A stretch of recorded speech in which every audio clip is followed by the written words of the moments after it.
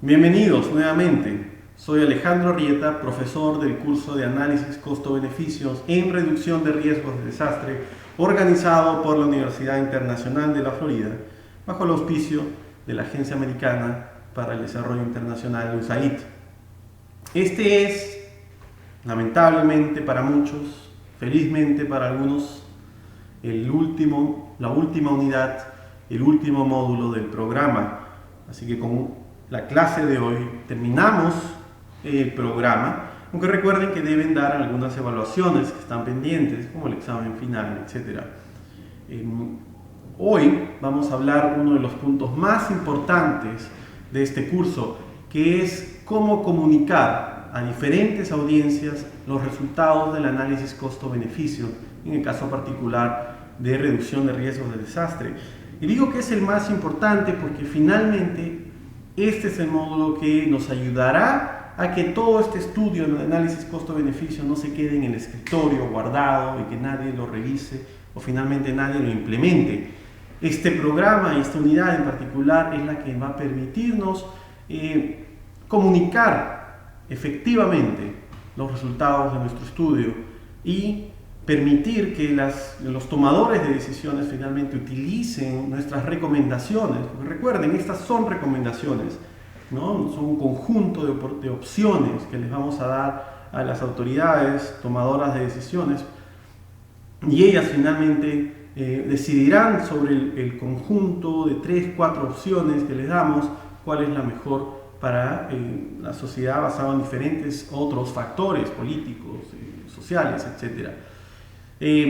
Así que si ustedes logran comunicar esto efectivamente y finalmente un país logra implementar estas alternativas, sabemos que vamos a tener un impacto importante en una sociedad o en una comunidad, porque vamos a lograr el mayor beneficio posible con la menor inversión en prevención o en reducción de riesgos de desastres. Ese es nuestro objetivo final, que se implemente en estos estudios. Así que, sin mayor introducción, empecemos este último curso, este último módulo y esta última unidad del programa.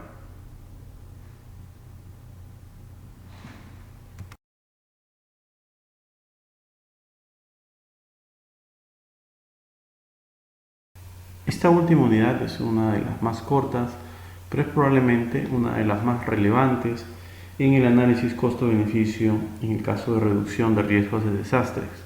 Y es importante porque se refiere a cómo presentar el análisis costo-beneficio a diferentes audiencias. Los objetivos de esta unidad son principalmente describir en forma exitosa los resultados del análisis costo-beneficio en reducción de riesgos de desastres para una variedad diferente de audiencias.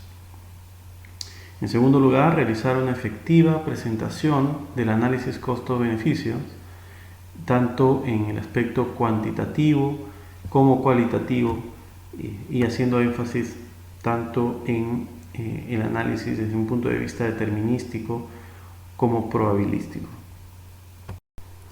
En general, la presentación de los resultados, de los costos y los beneficios necesitan ser sistemáticos y comprensibles. Por otro lado, los resultados deben reflejar las diferentes realidades de la audiencia. Y eso es quizá el primer paso cuando uno plantea cómo va a comunicar los resultados del análisis costo-beneficios a diferentes audiencias. Es identificar cuál es la audiencia. Entonces, identificar quién va a ser el receptor del análisis, de los resultados del análisis de costo-beneficio y qué necesidades tiene este receptor, esta audiencia, y para qué va a utilizar estos resultados. En general, los resultados servirán para tomar decisiones, ¿no? Pero la audiencia tendrá diferentes capacidades de decisión y entonces los resultados deben presentarse de manera que reflejen estas necesidades y estas capacidades. Uno debe identificar la audiencia en términos de qué tan familiar es al análisis costo-beneficio, qué tan familiar es al análisis de reducción de riesgos de desastres. si esta es una audiencia técnica o es más bien una audiencia más política, de tomadores de decisiones. El lenguaje que se utiliza en la presentación de los resultados es clave. Siempre, obviamente, uno debe evitar presentar una caja negra, ¿cierto?, donde no se muestran detalles. Uno debe buscar presentar de manera transparente los resultados del análisis costo-beneficio, pero debe hacerlo en función a la audiencia.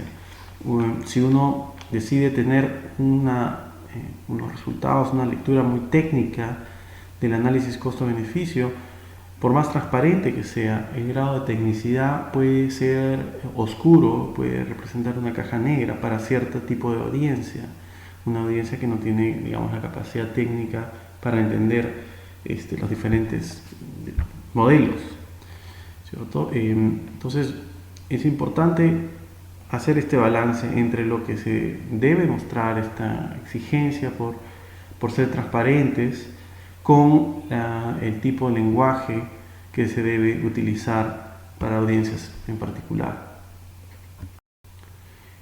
La presentación del análisis costo-beneficio debe tener algún nivel de detalle. Como hemos dicho, la transparencia es importante y la transparencia implica cierto orden, cierta sistematización en los resultados. Por ejemplo, el detalle debe incluir las conclusiones del análisis económico. Y nunca se presentan, o se debe evitar en todo caso, conclusiones del tipo hacer o no hacer. Uno debe siempre considerar que el que realiza un análisis costo-beneficio sugiere alternativas.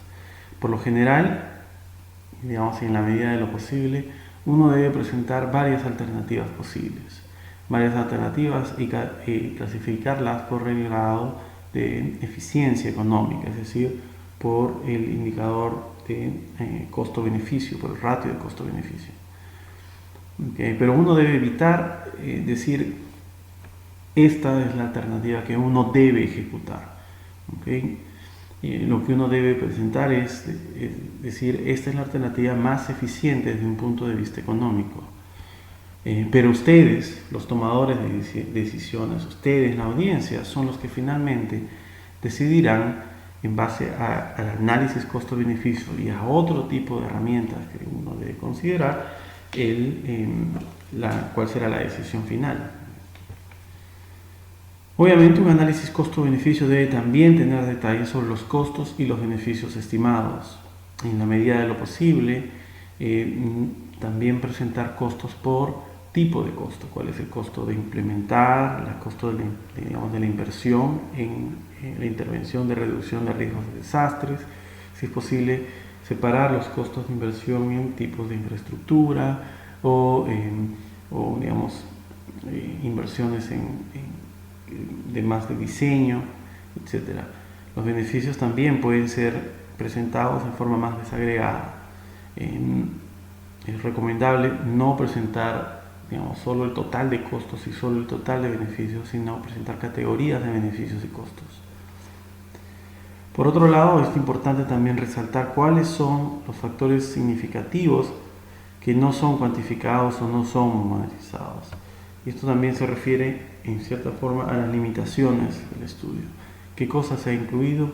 ¿Qué no se ha incluido?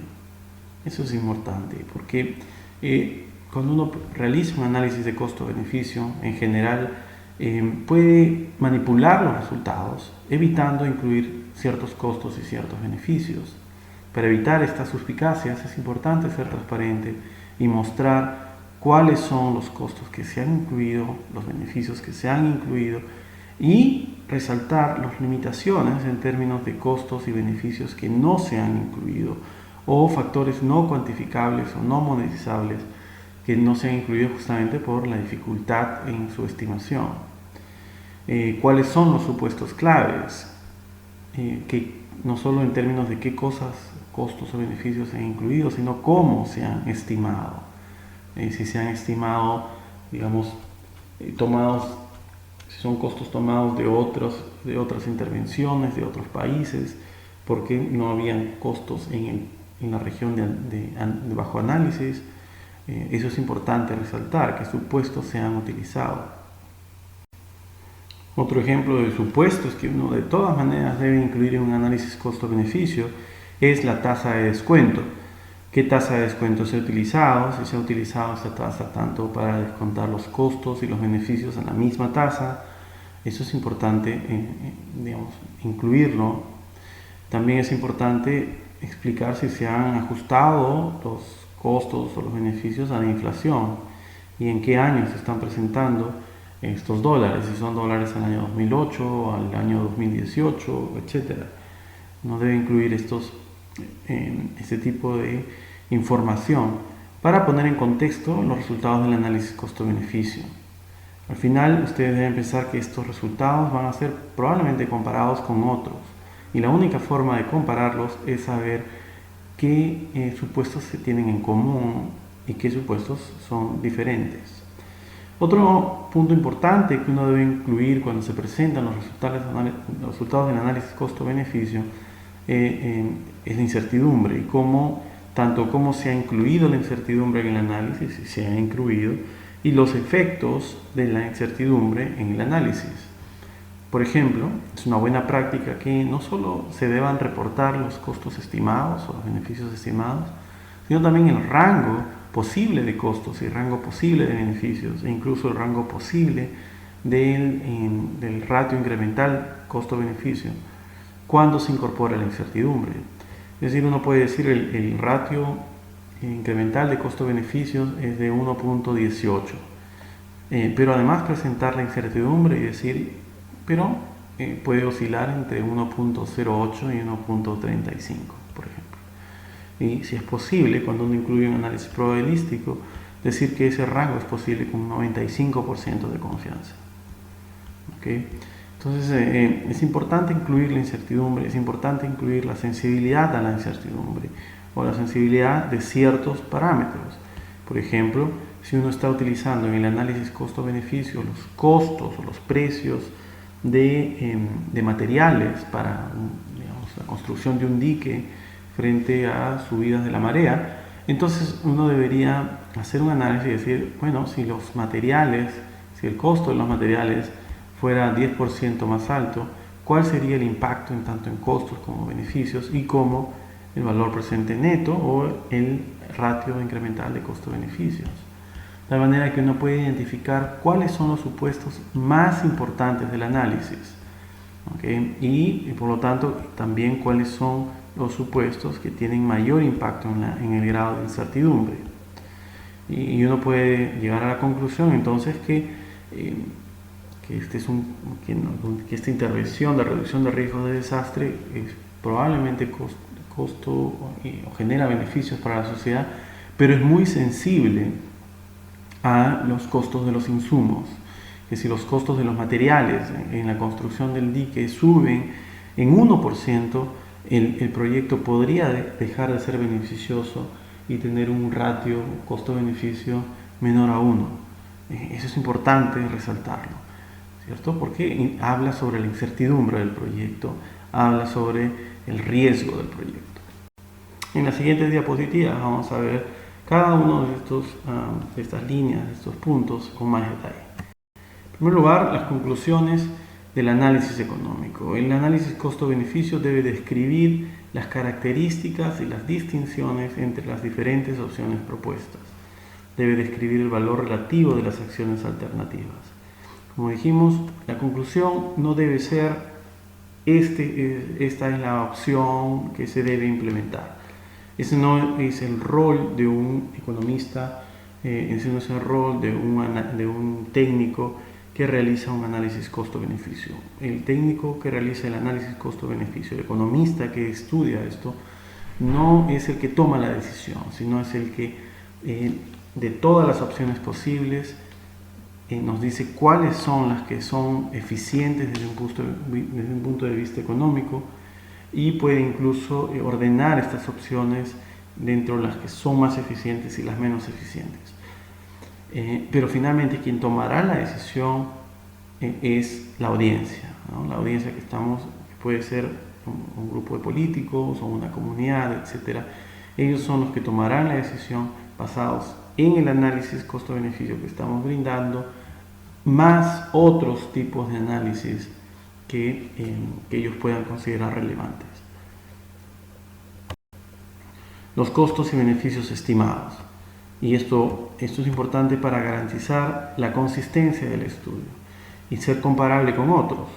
Los costos y beneficios necesitan ser reportados en términos monetarios y deben ser, por lo tanto, incluir cuáles son los efectos de la inflación, si es que hay alguno, y en qué año, si no son dólares o monedas de qué año. ¿Cierto? Uno no puede combinar costos del año 1998 con el costo del año 2008. Todos los costos deben ser reportados en el mismo año. Si hoy estamos en el año 2016 o 2026, todos los costos deben ser reportados para ese año en particular, ¿okay? Ajustándose por inflación, y esa información debe estar reportada. Cuando los efectos no pueden ser monetizados, los costos y beneficios no son cuantificados, eso también debe reportarse. Deben decirse qué costos y qué beneficios no fueron incluidos porque no pudieron ser cuantificados. ¿Okay? Los costos y beneficios que no son cuantificables necesitan ser presentados en alguna forma cualitativa.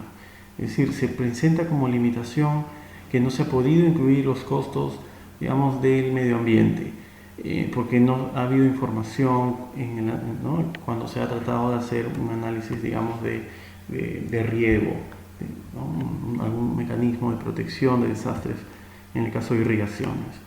Pero no se ha incluido el análisis, el impacto, ¿cierto?, en beneficio o el costo producto asociados a medio ambiente. Bueno, es una limitación del estudio y es importante que no solo se indique, sino que de alguna forma se converse, se presente alguna información cualitativa al respecto, es decir, algún estimado, ¿no? Si no se ha incluido, decir, bueno, se espera sí que haya un impacto en el medio ambiente que no ha podido ser cuantificado, pero se espera que sea cuantioso en base a entrevistas que hemos hecho con la comunidad, etc. Es importante poner esos insights, ese tipo de comentarios en el reporte.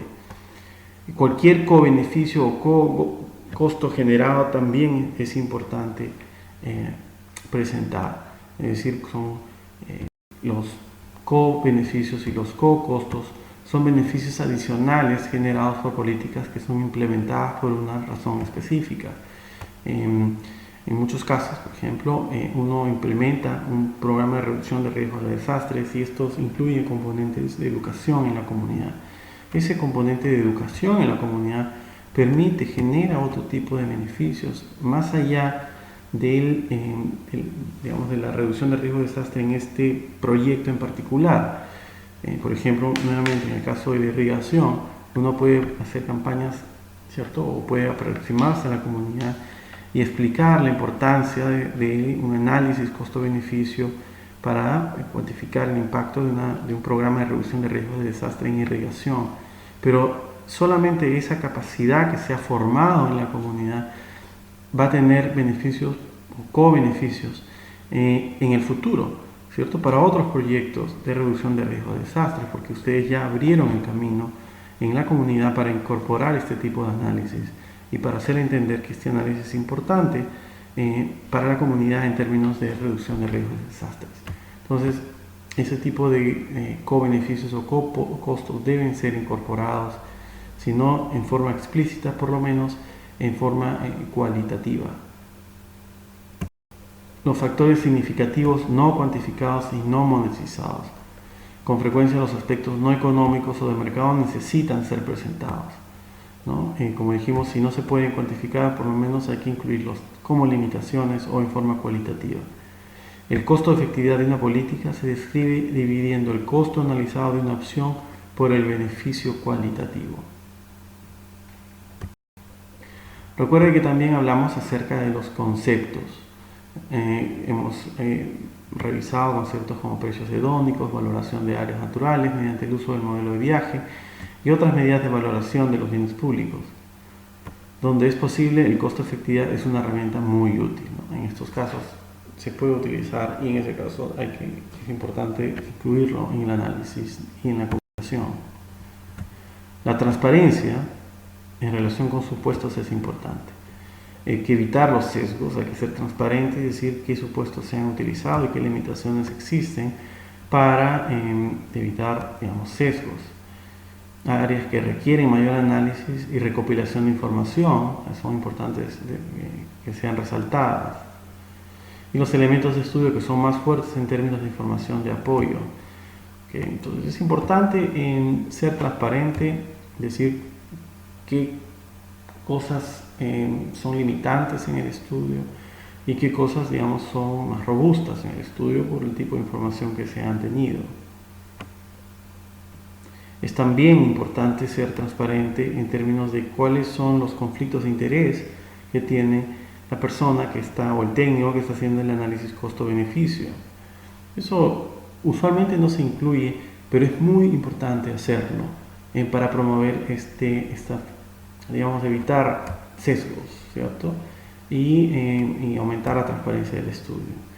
Por ejemplo, si es un investigador asociado a una universidad, es importante decirlo, ¿cierto? Es decir, es importante decir que el estudio fue realizado por un investigador de una universidad, pero también decir si el investigador recibió algún tipo de compensación y por quién fue compensado para hacer este estudio. En algunos casos hay entidades, digamos, internacionales que tienen un interés en algún proyecto en particular y como parte de sus políticas ellos también contratan a los técnicos que hacen el análisis costo-beneficio. Uno como técnico debe resaltar y decir que el análisis costo-beneficio ha sido financiado por la misma entidad. Obviamente hay un conflicto de interés y es importante resaltarlo. Y eso en realidad simplemente refuerza la calidad técnica de la persona que hace el análisis costo-beneficio. Los conflictos de intereses siempre van a existir en forma directa o indirecta. Eso no hay forma de evitarlo, ¿no? En la medida en que uno se convierte en un experto en el análisis costo-beneficio, poco a poco, digamos, va a girar en torno a un grupo de personas o instituciones o organismos que siempre lo van a contratar para este tipo de análisis. Entonces el conflicto de interés es inevitable en esos casos. La única forma de evitarlo sería contratar a técnicos que no tengan la experiencia o la capacidad suficiente para hacerlo, y al final lo que se gana en reducción de conflicto de interés se pierde en calidad del análisis. Por lo tanto, no se trata aquí de eliminar el conflicto de interés, sino por el contrario de resaltarlo y hacerlo transparente, ¿no? Y decir, bueno, hay un potencial conflicto de interés. Solo decirlo reduce el sesgo, digamos, ¿no?, que pueda existir. Algunos ejemplos adicionales sobre la transparencia que uno debe tener en los estudios son, por ejemplo, si se han utilizado herramientas tipo HASUS o CAPRA, y explicar cuál es la limitación de haberlos usado, ¿no?, que es básicamente que estas herramientas se basan en datos nacionales que no tienen la exactitud, ¿cierto?, y la precisión como resultaría de utilizar datos recogidos en terreno, ¿cierto? Otro ejemplo es que muchas veces el análisis del público tiene ambigüedades que están, digamos, asociadas a su traducción en términos económicos. Entonces es importante resaltar ese tipo de limitaciones. Es importante también incluir, como parte de la transparencia, las tasas de descuento que se han seleccionado, comprender las implicancias de las tasas de descuento alternativas. Es importante ver si las alternativas que están siendo consideradas podrían ser completadas en diferentes tiempos o podrían tener diferentes periodos operacionales también. Es decir, digamos, escenarios alternativos, no presentar solamente un escenario, sino varios escenarios que pueden ser escenarios de distintas tasas de descuento, así como escenarios asociados a diferentes tiempos, ¿cierto?, que pueden tener repercusiones sobre el análisis o los resultados del análisis costo-beneficio. Hay que articular las fuentes claves de incertidumbre. Como dijimos, la incertidumbre, en la medida de lo posible, es importante considerarla cuando uno hace un análisis de costo-beneficio. y cuando se incluye. Entonces hay que describir y hay que documentar el origen de la incertidumbre y la gravedad de la incertidumbre. Pues cada ejercicio de análisis costo-beneficio tendrá diferentes incertidumbres, pero obviamente hay patrones en común. Por lo tanto, eso nos permite poder comunicarlo de una forma efectiva. Como dijimos antes, uno puede presentar los resultados de la incertidumbre en términos de rangos de costos, rangos de beneficios, y rangos de valor presente neto o de ratios incrementales de costo-beneficio. Los datos físicos y socioeconómicos, la información geográfica, climática, hidrológica puede ser limitada, como hemos visto en diferentes unidades, lo cual genera incertidumbre sobre las actualidades características del impacto de la amenaza. Por lo tanto, es importante resaltar esto cuando uno comunica los resultados y en la medida de lo posible presentar resultados que incorporen esta incertidumbre. Los datos limitados sobre las características de diferentes grupos socioeconómicos y organizaciones dentro de una región o país. Cuando uno maneja datos limitados, hay incertidumbre acerca de los datos. Es importante resaltarlo como una limitación. Entonces, ¿cómo es afectado el análisis por las incertidumbres? Esto es algo que uno debe presentar en cualquier reporte de análisis costo-beneficio. Si uno utiliza un análisis probabilístico, hay que describir en qué consistió este análisis y cómo esto ha impactado la predicción de eventos peligrosos. El análisis de sensibilidad fue hecho para ayudar al tomador de decisiones a comprender cuán robustos son los resultados. Entonces, un análisis de sensibilidad, por lo general, va a analizar el impacto que tiene cada supuesto. Por ejemplo, un análisis de sensibilidad en relación a la tasa de descuento. Es decir, cómo cambian todos los resultados si uno cambia la tasa de descuento de 3% a 4% o a 5%.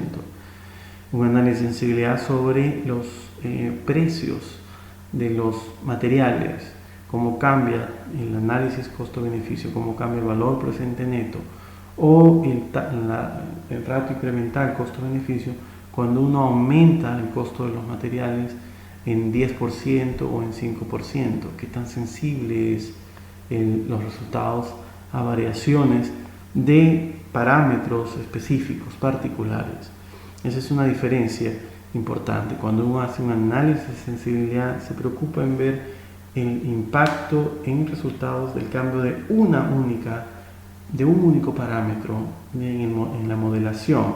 Puede ser un precio, puede ser una utilización de servicios, puede ser la tasa de descuento o puede ser las probabilidades que se han usado en el análisis de incertidumbre de los peligros, por ejemplo, la probabilidad de un huracán o la probabilidad de un terremoto. Ello realza la importancia de los co-beneficios tales como mejoras en la infraestructura de educación, sistemas de mejoramiento de la infraestructura, mejoramiento del manejo de la tierra, ¿cierto? Estos son co-beneficios en la medida que finalmente los beneficios van a ir más allá del proyecto de reducción de riesgo de desastre que se está analizando. Hay un beneficio hoy, pero también habrá un beneficio más adelante para cualquier proyecto futuro que se pueda realizar. La incertidumbre puede generar brechas significativas en vulnerabilidad social. La incertidumbre puede también tener implicaciones para las compras de seguros y emisión de bonos de catástrofe.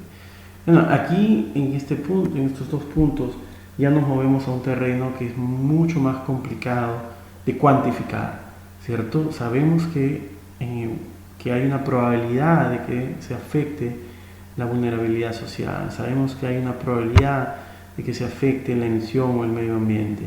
Sabemos que existe esa posibilidad, digamos, pero no sabemos cuantificar esta probabilidad y no sabemos expresar en términos monetarios el impacto. En esos casos de incertidumbre, también es importante reportarse esto en forma cualitativa, es decir, reconocer que existe una posibilidad, si bien no sabemos cuál es la probabilidad, por lo menos cualitativamente decir que es una posibilidad alta, baja o mediana, y explicar cuál sería el potencial impacto, ¿no? Uno podría decir este dique que se ha construido ¿no? Tiene todos estos beneficios y estos costos, pero es posible también que el dique pueda cambiar las mareas, ¿cierto? Pueda afectar, no sé, las zonas pesqueras en esta zona, porque esto se ha reportado en tal país, ¿cierto? En tal año, en donde se construyó un dique y se afectó la capacidad pesquera de la comunidad o las reservas de pesca de peces en esa comunidad. No sabemos si eso va a ocurrir en este proyecto, no sabemos con qué probabilidad va a ocurrir, no sabemos siquiera si realmente los diques tienen un efecto en la pesca, porque esa experiencia puede haber sido simplemente casualidad, una mala casualidad, pero como no hay evidencia, ni por un lado de que hay o que no hay, entonces es importante simplemente mencionarlo, es decir, existe una posibilidad baja, ¿cierto? En este caso, de que la pesca se ve afectada en la comunidad como resultado de la construcción del dique y explicar que esto ha ocurrido en tal sitio, pero la evidencia no es sólida, no se ha observado en otras experiencias, etc. Entonces es importante incluir estos efectos que ya están asociados más a incertidumbre, pero es importante incluirlos.